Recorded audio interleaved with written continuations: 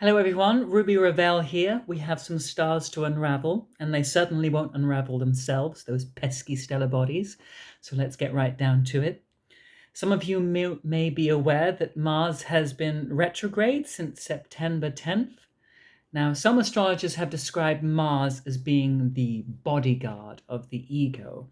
Mars is our inner warrior, or warrior princess in our case, who champions our rights, who defends our cause, who makes us stand up for ourselves, who wants us to feel powerful, strong, confident, present, and ready to take on the world and get what we want.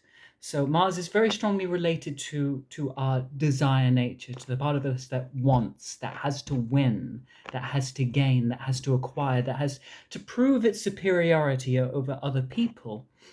And when our Mars is feeling good, when our Mars is feeling contented, then we feel that. We feel that strength, we feel that confidence, we feel that swagger, we feel that any challenge that comes our way, we have the muscle, the rippling muscle there to take it on.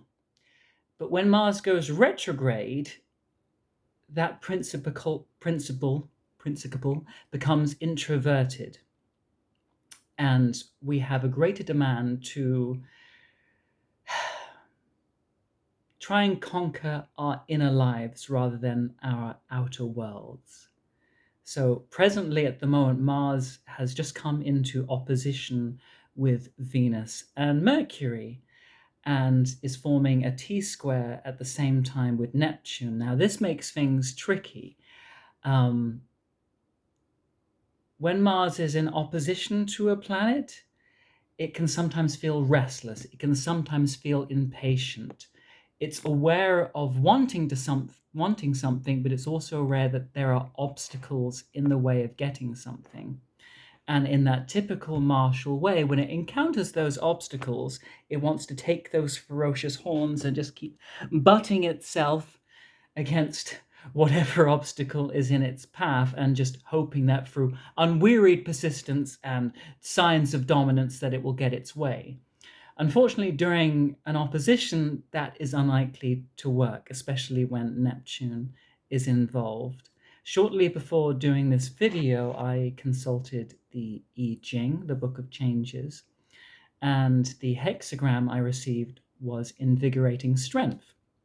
And it had this image in it basically saying that true strength does not arise from always being forceful, from always taking action, from always trying to be the big, powerful boss in a situation.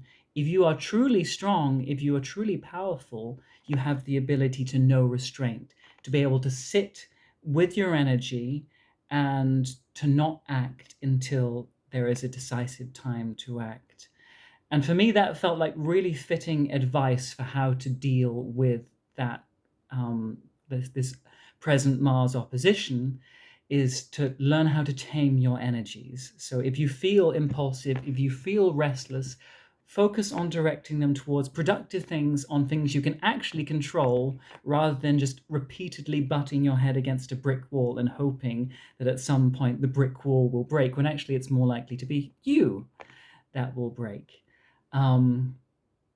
So especially with Mars opposite Mercury, we can be inclined to be a bit too blunt, a bit too opinionated, to just let whatever we think or feel just come flying out of our mouths, and we find we foment conflict for no good reason.